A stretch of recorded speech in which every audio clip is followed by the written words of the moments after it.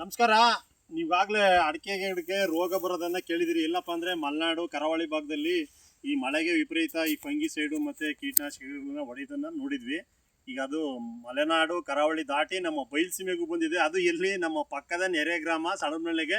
ಅದು ನಮ್ಮ ಸ್ನೇಹಿತರಾದ ಮಂಡಿ ಸಿದ್ದರಾಮಣ್ಣವರು ಅವ್ರ ತೋಟದಲ್ಲಿ ಅದು ಎಂಥ ರೋಗನ ಬಂದಿರೋದು?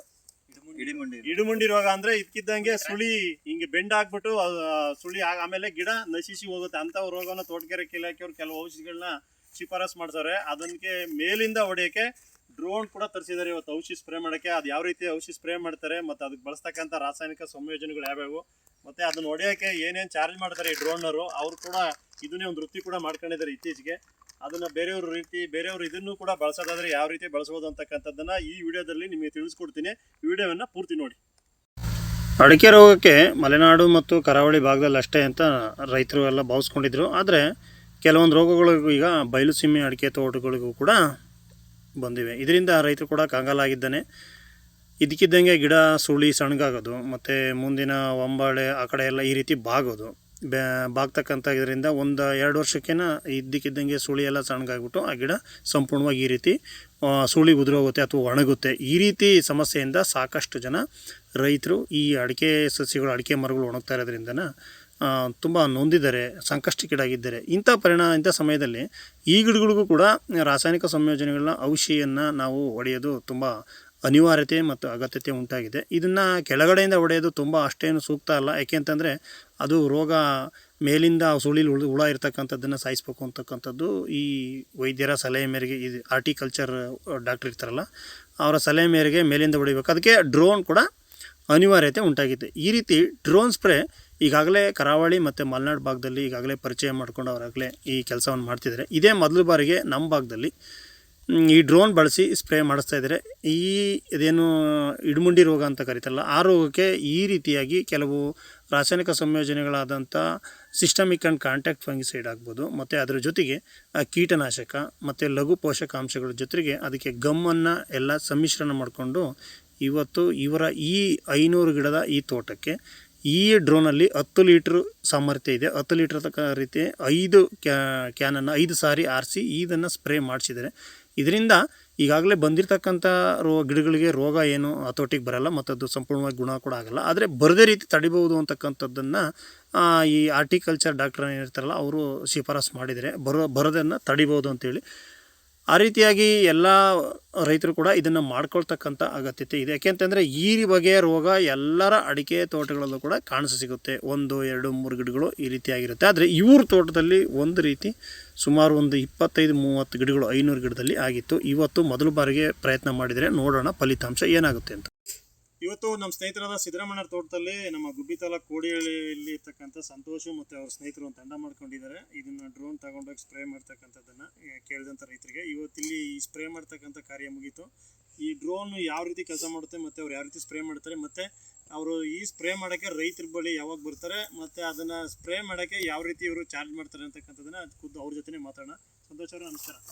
ನಿಮ್ಮದು ಮೂಲ ಯಾವರು? ಕೋಡಿಹಳ್ಳಿ ಗುಬ್ಬಿ ತಾಲೂಕು. ಇದನ್ನ ಎಷ್ಟು ವರ್ಷದಿಂದ ಮಾಡ್ತಾ ಇದ್ರಿ ವೃತ್ತಿನ?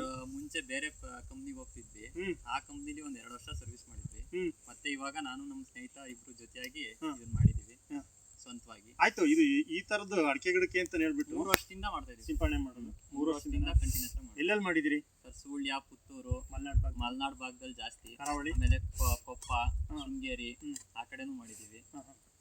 ಆಮೇಲೆ ಮತ್ತೆ ಈ ಕಡೆ ನಮ್ಮ ಕಡೆ ಅಂದ್ರೆ ಹೋದೋಷ್ಟಿಂದ ಅಷ್ಟೇ ಗುಬ್ಬಿ ತಾಲೂಕಲ್ಲಿ ಕೆಲವು ಕಡೆ ಮಾಡಿದೀವಿ. ಹೋದೋಷ್ಟಿಂದ ವೈಟ್ಸ್ ಪ್ರಾಬ್ಲಮಿಗೆ ಜಾಸ್ತಿ ಎಲ್ಲರೂ ಸ್ಪ್ರೇ ಮಾಡ್ತಿದ್ರು ಬೇಸಿಗೆ ಟೈಮಲ್ಲಿ. ಇವಾಗ ಈ ಇನ್ಸೆಕ್ಟ್ಗಳು ಜಾಸ್ತಿ ಆಗಿರೋದ್ರಿಂದ ಅಡಿಕೆ ಗಿಡಕ್ಕೆ ಎಲ್ಲಾ ಕಡೆನೂ ಮಾಡಿಸ್ತಾ ಇದ್ದಾರೆ.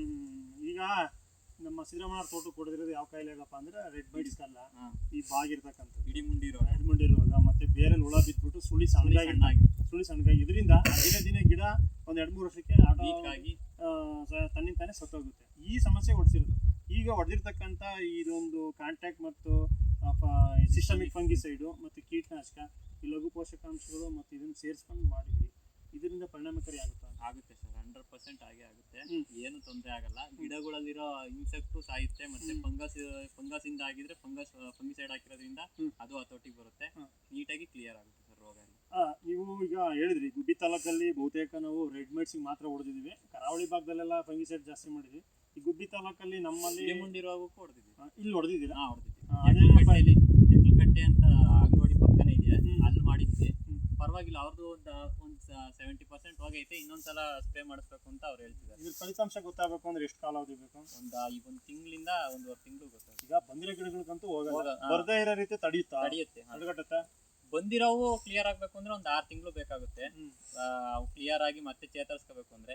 ಬರ್ದಿಲ್ದಂಗೆ ತಡೆಯಕ್ಕೆ ಈ ಔಷಧಿ ಸಿಂಪಡಣೆ ಕಂಪಲ್ಸರಿ ಬೇಕೇ. ಈಗ ಔಷಧಿ ನೀವೇ ತರ್ತೀರಾ ರೈತರೇ ತಂದಿರ್ತಾರೆ? ಅಂದ್ರೆ ರೈತರೇ ತರಬೇಕು, ನಾವೇನ್ ಔಷಧಿ ಒಂದು ರೆಕಮೆಂಡ್ ಮಾಡ್ತೀವಿ. ಬೇಕಾದ್ರೆ ನಮಗೆ ಗೊತ್ತಿರೋ ಕೆಲವರು ಸೈಂಟಿಸ್ಟ್ಗಳು ಇದಾರೆ, ಅವ್ರನ್ನ ಕೇಳ್ಬಿಟ್ಟು ಈ ತರ ಇದೆ, ಇದಾಗುತ್ತಾ ಇದೆ ಹೆಂಗೆ ಅಂತ ಹೇಳ್ಬಿಟ್ಟು ತಿಳುವಳಿಕೆ ಬೇಕಾದ್ರೆ ಕೊಡ್ತೀವಿ. ಅವರೇ ಮೆಡಿಸಿನ್ ಎಲ್ಲ ತರಬೇಕು.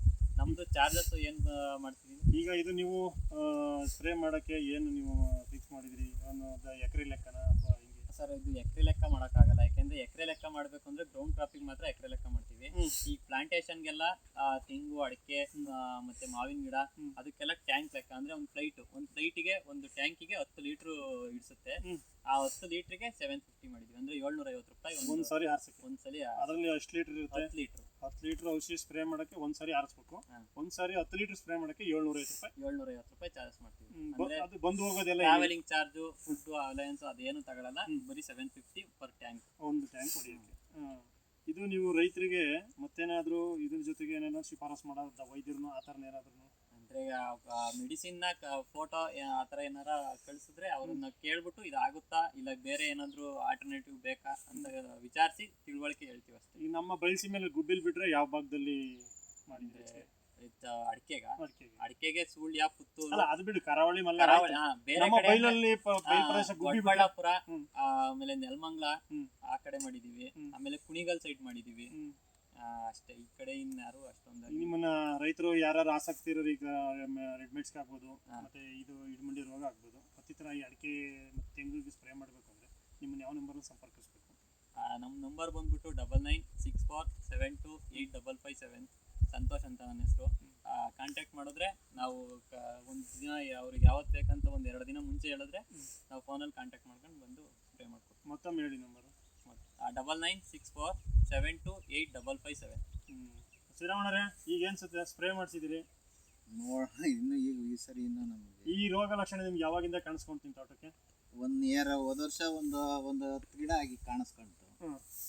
ನಾನು ಏನು ಸುಮ್ಮನೆ ಆಗುತ್ತೆ ಹುಡುಗ ಹೋಗುತ್ತೆ ಅನ್ಕೊಂಡು ಸುಮ್ಮನೆ ಇದ್ದೆ.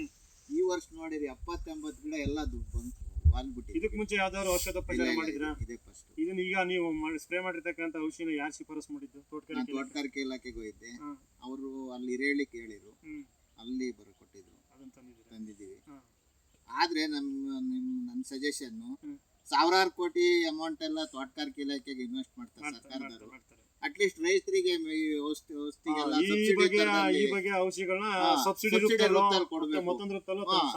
ಸಾವಿರಾರು ಕೋಟಿ ತೋಟಗಾರಿಕೆ ಇಲಾಖೆಗೆ ಇನ್ವೆಸ್ಟ್ ಮಾಡ್ತಾರೆ. ಯಾರ ರೈತರಿಗೂ ಸರ್ಕಾರದಿಂದ ಏನ್ ಬಂತು ಏನಾಯ್ತು ಯಾರಿಗೂ ಇದ್ರ ಬಗ್ಗೆ ತಿಳುವಳಿಕೆ ಕೊಡಲ್ಲ ತೋಟಗಾರಿಕೆ ಇಲಾಖೆ. ಅದ್ರ ಬಗ್ಗೆ ಯಾರು ಚಕಾರ ಎತ್ತರೇ ಇಲ್ಲ. ತೋಟಗಾರಿಕೆ ಇಲಾಖೆ, ಕೃಷಿ ಇಲಾಖೆ ಫೋಲಾಗ್ತಾ ಇರೋಷ್ಟು ದುಡ್ಡು ನಮ್ ಸರ್ಕಾರದ ಬೇರೆ ಯಾವ ಇಲಾಖೆಲೂ ಬೇಕಾಬಿಟ್ಟು ಕೆಲಸ. ಮೆಡಿಸಿನ್ ಈ ತರಕ್ಕೆಲ್ಲ ರೈತರಿಗೆ ಸಬ್ಸಿಡಿ ಔಷಧಿ ಏನಾದ್ರು ಕೊಟ್ರೆ ರೈತರಿಗೆ ಅನುಕೂಲ ಆಗುತ್ತೆ. ನಾವು ಒಂದೊಂದು ಇಷ್ಟು ಗಿಡ ಉಳಿಸ್ಕೊಳಕ್ಕೆ ಸುಮಾರು 10 ಬೋರ್ ಕೊರ್ಸಿದೀವಿ. 10 ಬೋರ್ ಕೊರ್ಸಿ ಇಷ್ಟು ಗಿಡ ಉಳಿಸ್ಕೊಳಕ್ಕೆ ನಾವು ಅಡಿಕೆ ಬೆಳೆದು ಇಷ್ಟೆಲ್ಲ ಖರ್ಚು ಮಾಡಿದೀವಿ. ಅಟ್ಲೀಸ್ಟ್ ಔಷಧಿನಾದ್ರೂ ಸಬ್ಸಿಡಿಯಲ್ಲಿ ಕೊಟ್ರೆ ನಮ್ಮೆಲ್ಲ ರೈತರಿಗೆ ಅನುಕೂಲ ಆಗುತ್ತೆ. ಈಗ ರೈತರು ಸಿದ್ದರಾಮಣ್ಣ ಹೇಳಿದಷ್ಟೇ, ಈ ರೀತಿ ದುಬಾರಿ ಔಷಧಿಗಳನ್ನ ಈಗ ಎಲ್ಲರ ತೋಟಗಳಿಗೂ ಆವರಿಸ್ಕೊಳ್ತಕ್ಕಂಥ ಈ ಇಡಮುಂಡಿ ರೋಗ ಆಗ್ಬೋದು, ಮತ್ತೆ ಈ ರೆಡ್ ಮೈಟ್ಸು, ಮತ್ತು ಅಡಿಕೆ ತೆಂಗುಗಳಿಗೆ ಬಾಸ್ತಕ್ಕಂಥ ರೋಗಗಳಿಗೆ ಈ ತೋಟಗಾರಿಕೆ ಇಲಾಖೆಯವರು ಸಹಾಯಧನ ರೂಪದಲ್ಲಿ ಔಷಧಿಗಳನ್ನ ಒದಗಿಸಿದ್ರೆ ರೈತರಿಗೆ ಸಹಾಯ ಆಗುತ್ತೆ. ಬೇರೆ ಏನೋ ಕೆಲಸಕ್ಕೆ ಬರೋದು ಯೋಜನೆಗಳಿಗೆಲ್ಲ ಸರ್ಕಾರ ಖರ್ಚು ಮಾಡಬಾರ್ದು. ತೋಟಗಾರಿಕೆ ಇಲಾಖೆಯಿಂದ ರೈತರಿಗೆ ಈಗ ಒಂದು ರೀತಿ ಅನಿವಾರ್ಯತೆ ಸೃಷ್ಟಿ ಆಗ್ತಾ ಇದೆ. ಈ ಥರದ ಔಷಧಿಗಳನ್ನ ಕಡ್ಡಾಯವಾಗಿ ಎಲ್ಲ ರೈತರು ಸಿಂಪಡಣೆ ಮಾಡ್ತಕ್ಕಂಥ ಅವಶ್ಯಕತೆ, ಅನಿವಾರ್ಯತೆ ಎರಡು ಉಂಟಾಗ್ತಾ ಇದೆ. ಈ ಸಮಯದಲ್ಲಿ ತೋಟಗಾರಿಕೆ ಇಲಾಖೆಯವರು ಇಂಥ ಒಂದು ರಾಸಾಯನಿಕ ಸಂಯೋಜನೆ ವಸ್ತುಗಳನ್ನ, ಔಷಧಿಗಳನ್ನ ಸಹಾಯಧನದಲ್ಲಿ ಒದಗಿಸ್ಕೊಟ್ರೆ ರೈತರಿಗೆ ತೋಟಗಾರಿಕೆ ಇಲಾಖೆ ಮತ್ತು ಸರ್ಕಾರದಿಂದ ನೆರವಾಗುತ್ತೆ ಅಂತ ಈ ನಮ್ಮ ರೈತರ ಆಶಯ. ಇವರು ಒಬ್ಬರದೇ ಆಶಯ ಅಲ್ಲ, ಸಮಸ್ತ ರೈತರ ರೈತ ಬಾಂಧವರ ಆಶಯ ಕೂಡ ಅದೇ ಆಗಿದೆ. ಒಂದ್ ರೋಗ ಈ ತರ ಕಾಣಿಸ್ಕೊಂಡೈತೆ ಅಂದ್ರೆ ಅವ್ರ ಇಲಾಖೆ ಅಧಿಕಾರಿಗಳು ಬಂದು ಇಲ್ಲಿ ನಿಂತ್ಕೊಂಡು ಮುಂದ್ ನಿಂತು ಸ್ಪ್ರೇ ಮಾಡ್ಸಕ್ ಒಂದೆಲ್ಲ ನೋಡ್ಕೊಬೇಕು. ಹ್ಮ್ ಎಲ್ಲಾ ರೈತರಿಗೂ ಸಜೆಷನ್ ಕೊಡ್ಬೇಕು. ಆಗುತ್ತೆ. ಹಾ, ಸರ್ಕಾರ ಈ ನಾವ್ ರೀತಿ ಏನೋ ಒಂದ್ ಬರ್ಕೊಡೋದು, ನಾವೇನೋ ರೈತರಿಗೆ ಒಂದ್ ಹೊಡೆಯೋದು. ನೆರವಾಗಬೇಕು ಅಂತ ಹೇಳಿ ಅವ್ರು ಕೂಡ ಬಯಸ್ತಾ ಇದಾರೆ ಅಂತ ಹೇಳ್ತಾ ಈ ವಿಡಿಯೋ ಮುಗಿಸ್ತಾ ಇದೀನಿ. ನಮಸ್ಕಾರ.